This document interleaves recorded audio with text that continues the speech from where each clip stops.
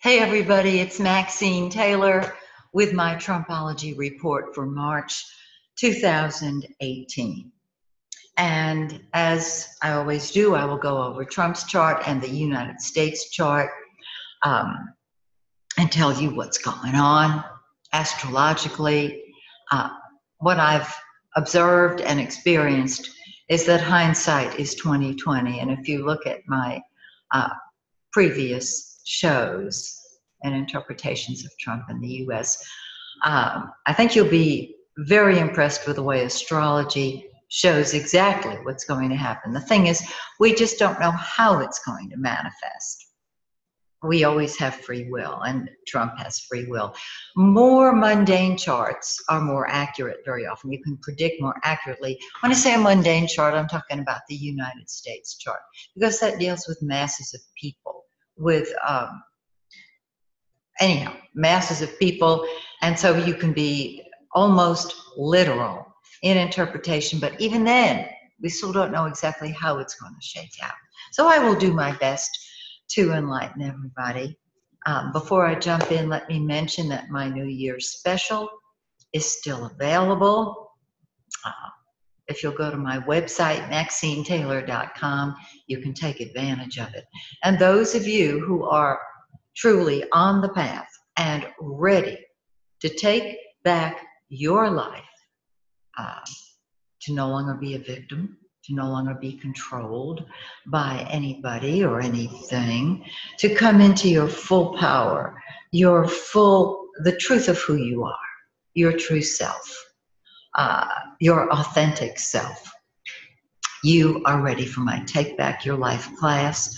It too is on the front page of my site, MaxineTaylor.com. Okay, now let me get on here with what's going on with Trump. You know, I've got to start with Mars.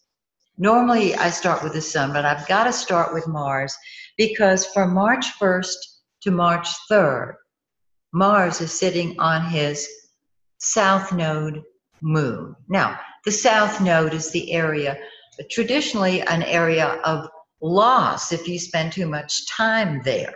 It doesn't have to be loss, but it's a quality that you've expressed, that you've experienced, and you have mastered in past lives. And so if you spend too much time there, you're just kind of spinning your wheels.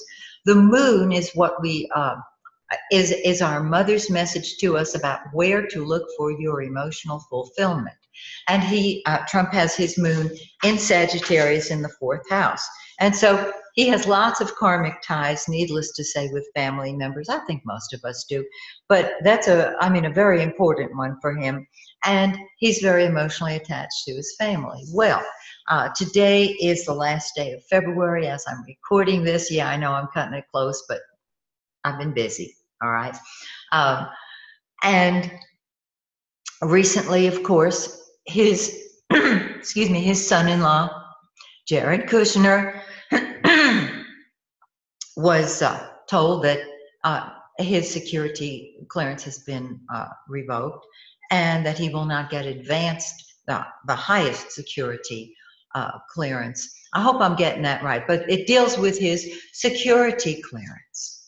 How can he do the job that Trump has asked him to do without that type of security clearance? And so with Mars sitting right there on the south node moon, this is anger. It's upset. Wherever Mars is, that's what you throw yourself into. And so he's very concerned about his family. And understandably so. If you have the moon in the 4th house, you know that you have a deep emotional attachment to your family. And wherever Mars is what we fight with or fight for. Now, on the 17th of the month, Mars moves into his 5th house. Now, the 5th house is the house of children, right? And fun and games and sex. And as we know, there have been many accusations going on in our country about sexual impropriety from men to women. Trump himself has been accused by several women. And with Mars entering his 5th house, there's a real good chance that there will be more, that they will come forward.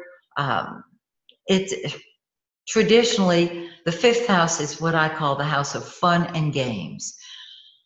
Very often our fun discretions are what we deal with when we've got Mars, which does rule sex also, and passion and action there. So we can expect to see that going on. Also, a lot of activity with his children, because they are the focus. Wherever Mars is what we throw ourselves into.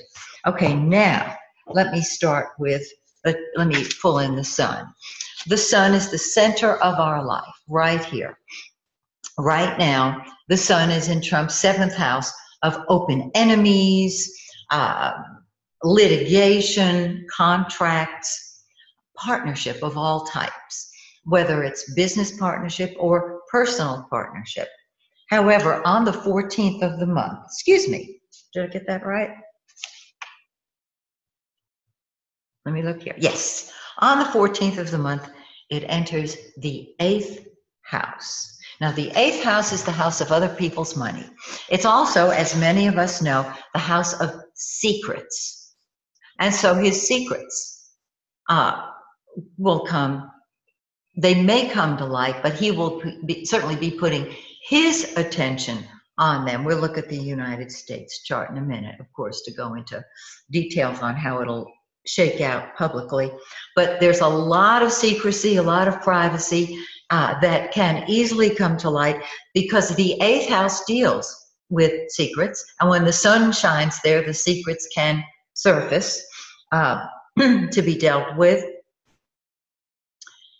The old adage, the 8th house deals with sex, death, and goods of the dead. So we're talking about other people's money. We're talking about taxes. It could very easily come up one more time that Trump has not shared his taxes, his income taxes reports with the country, and that could come up for grabs. The other thing, of course, once again, can be sex. So we've got Mars in the 5th and the sun in the 8th. We'll have to wait and see what happens. There will be a lot of hidden meetings, hidden agendas, need for privacy with the sun in the 8th house. Now, this month, March, I'm talking about, on March 1st, we have a full moon. Everybody, of course, is invited to my full moon ceremony at 7 o'clock Eastern time, if you're in Atlanta. If not, tune in through the ethers. It's a powerful, magical ceremony. So, March 1st, the full moon on March 1st falls in Trump's first house. The full moon is in 11 Virgo 23. And so it falls in the first house. Well, first house is me, right? Whenever your first house is triggered, it's you do what you want, when you want, how you want, because you want. And some of you may be saying, well, that's what Trump does all the time.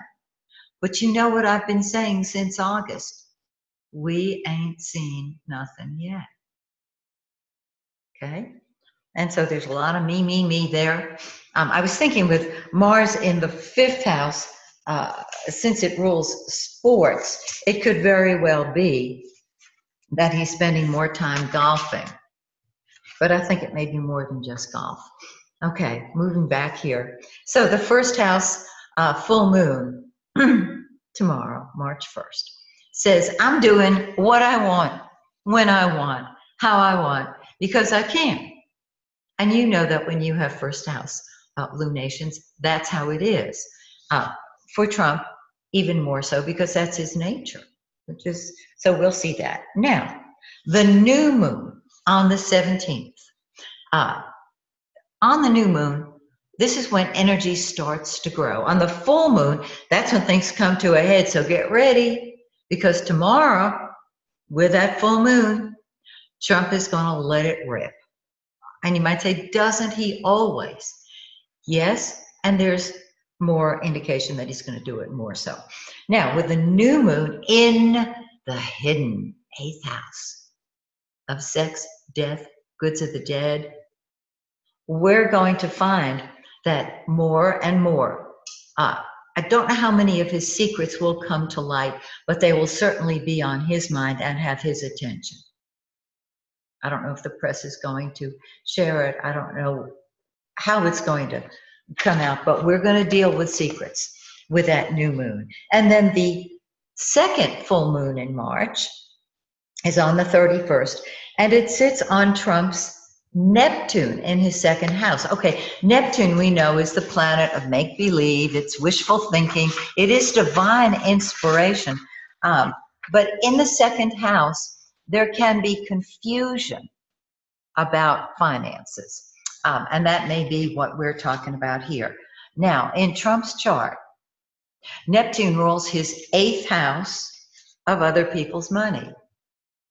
Money through hidden sources. There it is right here. It also can indicate dissolving of money. I always tell people who have Neptune in the second house, earn your money through spiritual projects and you will do magnificently. Through service, through serving mankind. So he has an opportunity here with the full moon. We'll find out how that's going to shake out financially, of course, on the full moon. Now, Mercury, our conscious mind, starts in his 7th house, once again, just as the sun did, except it's a little earlier than the sun. The sun moves into his 8th house on the 14th. Mercury moves into his 8th house on the 2nd. And so instead of lots of communication with relationships, whether his wife or the 7th houses are open enemies, negotiations, etc. It's also litigation. As it moves into that 8th house, there's going to be a lot that's going to have to be redone because Mercury goes retrograde on March 22nd. We'll feel this retrograde about a week ahead. Those of us who feel the retrograde, and I understand there are a lot of you out there who don't feel anything on the retrogrades, but those of us who do will feel it about, at least 5 days ahead. And so here everything is unsettled when it comes to his secrets, confusion, perhaps digging more deeply into what has gone on.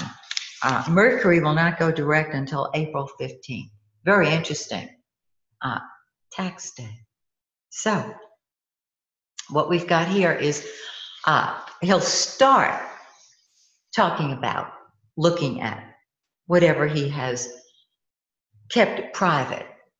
But with Mercury retrograde in that 8th house, things have to be redone. You know, you do not start a new project on the retrograde Mercury. Instead, you tie up the loose ends of unfinished business. So there'll be unfinished business.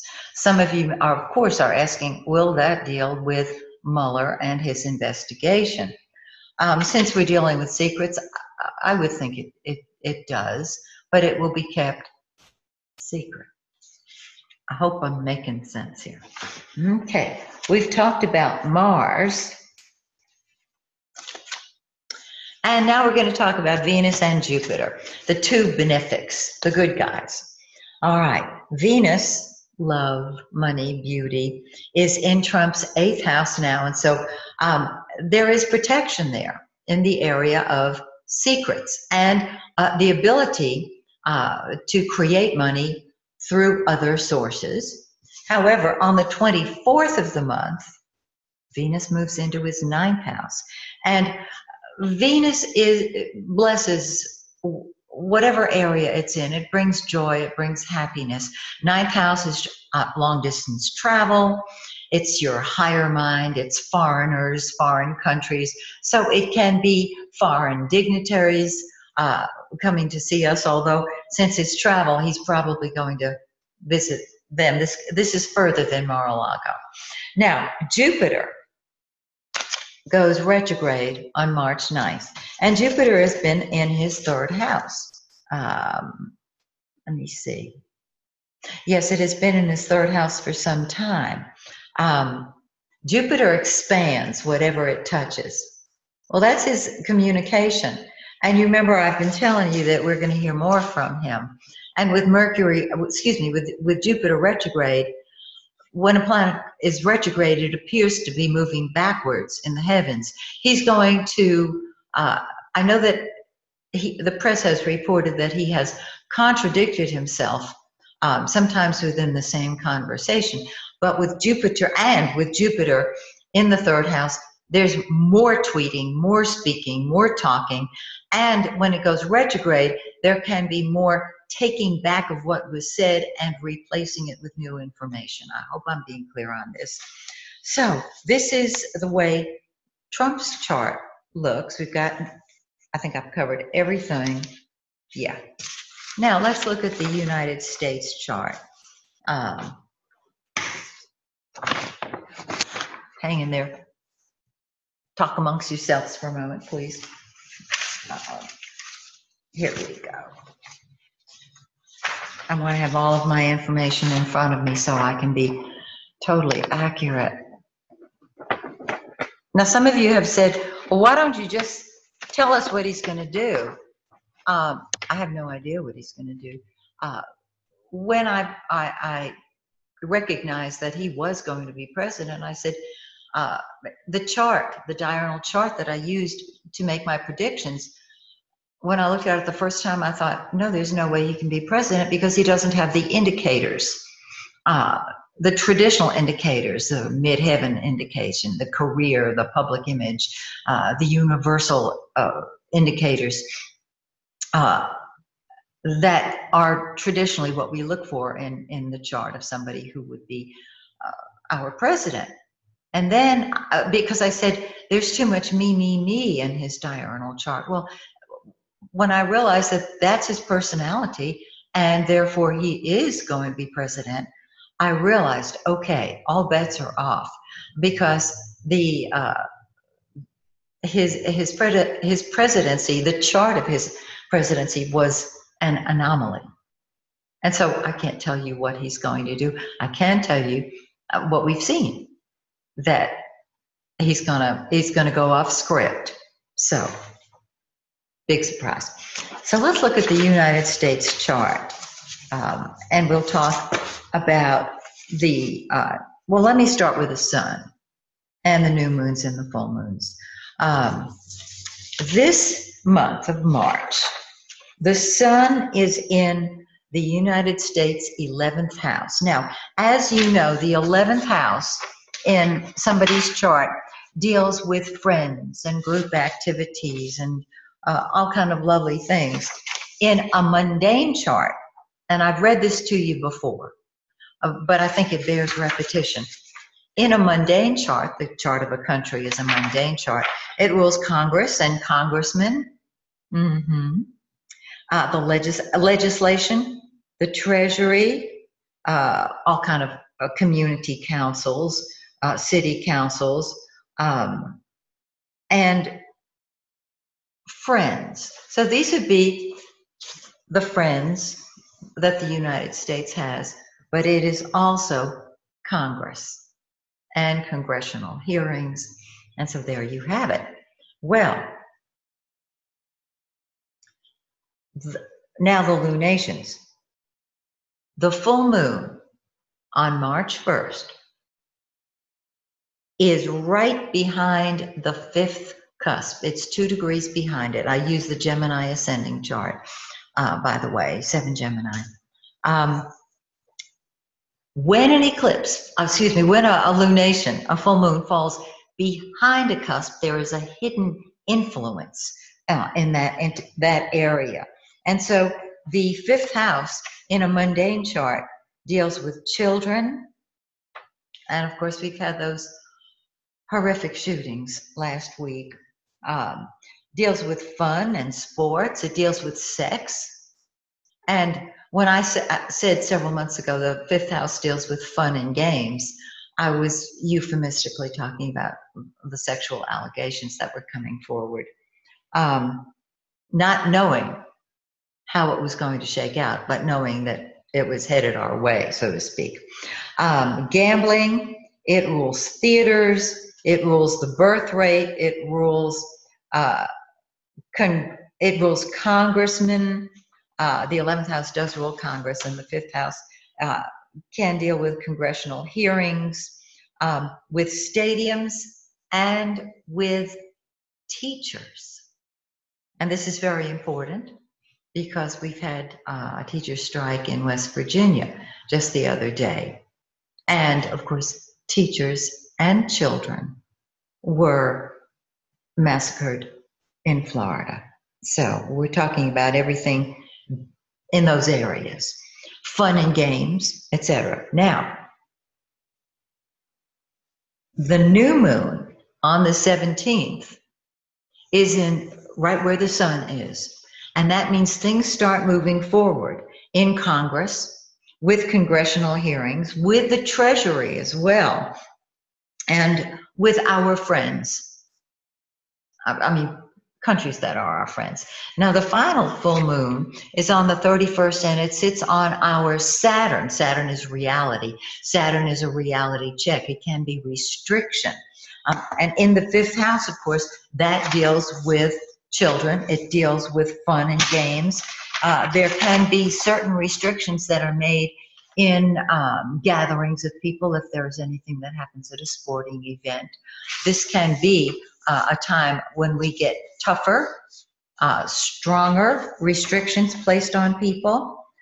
Any type of public hearing.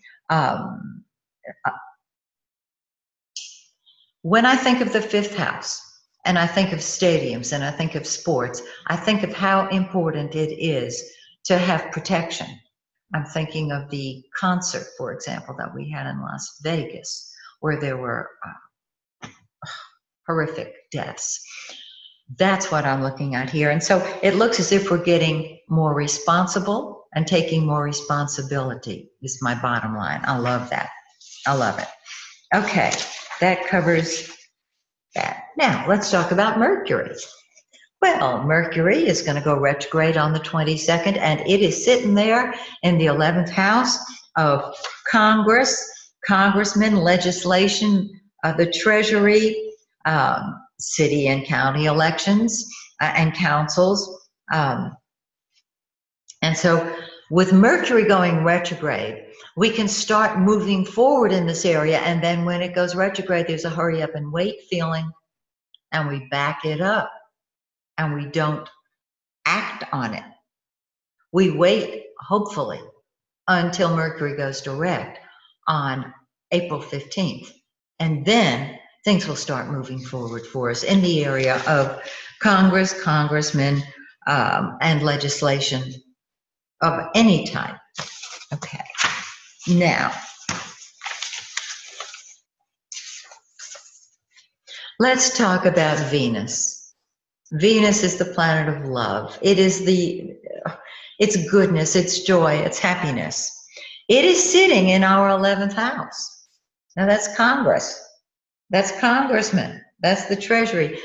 Venus rules money, so there can be money, found money in the Treasury, so to speak. That would be awesome. And then on the 25th, it moves into our 12th house. Now, this is a very interesting house in a mundane chart because it is literally behind the scenes activities.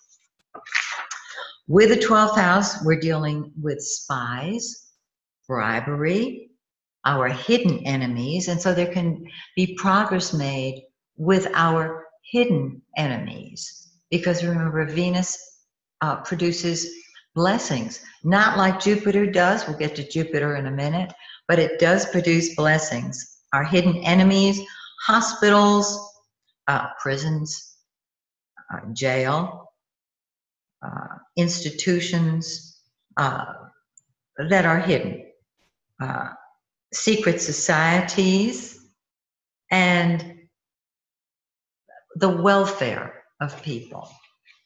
So this can help all of those beautiful philanthropic organizations when it's in the 11th house, and when it's in the 12th house, there can be behind the scenes blessings that we may not know about, but that behind the scenes negotiations will bear fruit with Venus there.